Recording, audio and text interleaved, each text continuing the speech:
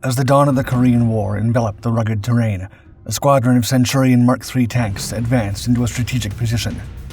These beasts, the latest in British armored warfare, bristled with anticipation. Suddenly, the silence was shattered by the thunder of enemy tanks. The Centurions responded with rapid precision. Their 20-pounder guns, boasting a high muzzle velocity, unleashed a barrage of armor-piercing rounds. Explosions lit the horizon as enemy tanks recoiled under the Centurions' mighty firepower. Amidst the chaos, the Centurions' armor, up to 152mm thick at the front, proved its worth. Enemy shells ricocheted off, unable to penetrate the well-angled frontal defense. Inside, the crew of 5 operated the tanks with clockwork efficiency, coordinating every move and shot. The Centurions, weighing nearly 50 tons each, maneuvered with unexpected agility. Their Rolls-Royce Meteor engines, echoing the power of the Spitfire's Merlin engine, propelled them through the rugged landscape at speeds up to 21 miles per hour. They climbed hills and traversed valleys, demonstrating their superior handling and stability in rough terrain. As the Centurions pushed forward, their coaxial 7.62mm machine guns rattled, providing cover for the infantry. They moved through mud and over frozen ground, adaptable and relentless.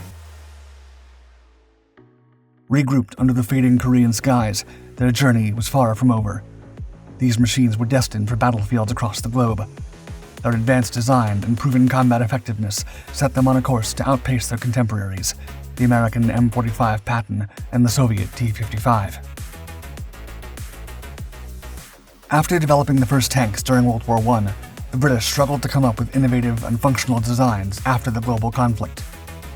Cruiser tanks, such as the iconic Crusader, were meant to be fast and fit the role of traditional cavalry. Still, they lacked powerful armament and heavy armor to destroy or resist attacks from the German panzers of World War II. Although the army eventually created designs such as the imposing Churchill, it was slow to exploit breakthroughs on the battlefield. In addition, most British tanks were unreliable, and their cannons could only fire armor-piercing rounds. The lack of high-explosive rounds meant the Britons could not engage infantry or anti-tank guns, only enemy tanks. This left the British tanks behind the innovative panzers, such as the Panther, Tiger I, and King Tiger, which could swiftly take over the battlefield with their thicker armor and devastating cannons. In late 1943, the British War Office realized it could no longer keep developing tanks outmatched by its counterparts and decided to pursue something new. With this in mind, the War Office issued Requirement A41 to develop a new heavy cruiser tank. Thus, under Sir Claude Gibb, the Directorate of Tank Design was asked to produce the new vehicle, considering the German designs taking over Europe. Furthermore, the War Office also contemplated the threat posed by the German 88mm gun to develop the vehicle with thicker armor to increase its survivability. A series of mediocre designs followed and progressed slowly until the prototype reached the desired specifications. After rethinking their tank gun design, the British War Office established that the vehicle could not exceed a weight of 40 tons, the limit of Mark I and Mark II transport trailers. To facilitate logistics, the desired A41 tank could also not exceed a width of 3.25 meters by the British railway loading gauge. Speed was unimportant, as the emphasis was put on firepower to overcome the lethality of the German tanks. The hull was redesigned numerous times until they added sloped armor and side armor plates. By October 1943, the 40-ton weight limit was removed, and the prototype reached a 45-ton weight due to the heavier armor and wider turret.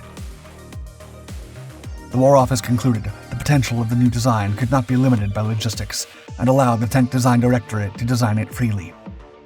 In May 1944, 1 month before the decisive Normandy landings of June 6th, the prototype was delivered for evaluation.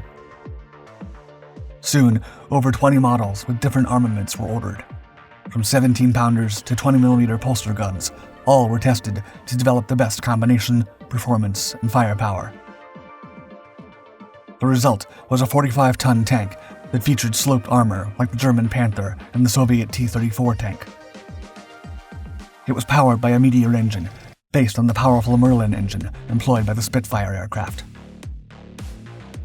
It was armed with a 76 2mm gun and could achieve a top speed of around 21 miles per hour. It was dubbed the Centurion Mk, and it was the beginning of one of the first main battle tanks ever developed. The Centurion was designated as a universal tank that could combine the functions of a cruiser and an infantry support tank, leading to one of the first main battle tanks to enter production, displacing the notion of light, medium, and heavy tanks. The tank entered production in January 1945, but arrived too late to see action during World War II. By the time the Third Reich surrendered in May, only 6 Centurions had been shipped to Belgium for combat evaluations. As soon as the Centurion Mk was delivered, the Army began developing the Mark II variant, featuring an improved hull, a fully cast turret, a coaxial base machine gun, and a gunner's periscope. Similarly, the Mark III featured a QF 20-pounder or 84mm gun, a shorter hull, a 51mm mortar, and an overall weight of 49 tons. It entered production in 1948 and would see combat for the first time during the Korean War. The Centurion arrived in Asia in November 1950 with the Army's 8th King's Royal Irish Hussars. Stationed in Busan, each squadron was equipped with Mark III variants, amounting to 64 tanks. The Centurion's baptism of fire was in the outskirts of Seoul, where one Mark III triumphed against the North Korean Cromwell tank, with the Hussars enduring the harsh conditions of winter warfare. To prevent their steel tracks from freezing to the ground, the Centurions rested upon beds of straw to stay battle-ready. The engines had to be turned on every half hour, and the gears engaged individually to ensure the tanks did not succumb to Mother Nature. The Centurions and their crews rose to prominence at the Battle of the Imjin River, where they protected the retreat of the 29th Brigade. 5 tanks were lost in the ruthless fight, but were later salvaged and restored. The 5th Royal Inniskilling Dragoon Guards also showcased their Centurions' prowess in repelling Chinese attacks during the Second Battle of the Hook in 1952. Similarly, the 1st Royal Tank Regiment effectively engaged the Chinese during the Third Battle of the Hook and the Battle of the Samechon River in 1953, before the United Nations withdrew from Korea after the agreement between North and South Korea. In tribute to the 8th Hussars, American General John Iron Mike O'Daniel praised the British mastery of tank warfare, declaring that tank country was anywhere the Centurions went, even atop mountains. Following the end of the Korean War, British Centurions were deployed to Western Europe as part of the NATO forces, ready to engage the Soviet Union if an invasion ever came from Germany. In 1956, Centurions were deployed as part of the British, French, and Israeli forces prepared to regain control of the Suez Canal. The tanks were deployed in Port Said's inner harbor via ship. The tanks from the 6th Royal Tank Regiment made their way through Egyptian lines, guns blazing, to link up with French paratroopers and destroy Soviet-made Su-100 tank destroyers. By the time the Vietnam War began, the British had already introduced the Mark IV and Mark V variants, providing extra armor and bolstering overall performance. Australian Centurion tanks of C Squadron 1st Armoured Regiment were deployed to reinforce fire bases Coral and Balmoral in May 1968. Their swift arrival aided in the Battle of Coral Balmoral, a 6-week engagement that resulted in the elimination of approximately 267 enemy soldiers from the 141st and 165th North Vietnamese Army regiments.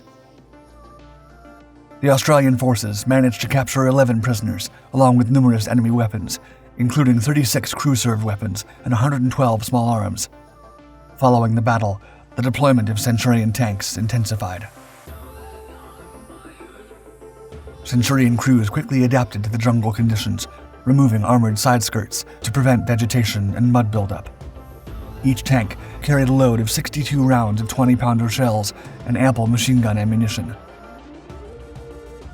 By September 1968, C Squadron reached its full strength, complemented by the addition of a 3rd Centurion troop. Over the next years, various squadrons of the 1st Armored Regiment took turns in South Vietnam, expanding the Centurion's presence. Though initially only 26 tanks were dispatched, after 3.5 years of combat, 58 Centurions served, with 42 sustaining battle damage, 6 of them beyond repair. In the aftermath of the Vietnam War, the Centurion was exported to more countries, entering service in the militaries of more than 12 nations, including South Africa, Israel, India, Austria, Sweden, and others. It was heavily used during the Indo-Pakistani Wars and the Six-Day War. Over 4,400 were built between 1946 and 1962. Despite their effectiveness, the Britons phased out the Centurions in the late 1960s with the introduction of the 60-ton Chieftain. Although most of the tank's combat experience came from non-British armies, it is still regarded fondly by British military historians due to its innovations during the aftermath of World War II. Although the tank had some close calls with its Cold War-era counterparts, the American M48 Patton and the Soviet T-55, it excelled among them due to its adaptability, which kept it in service longer.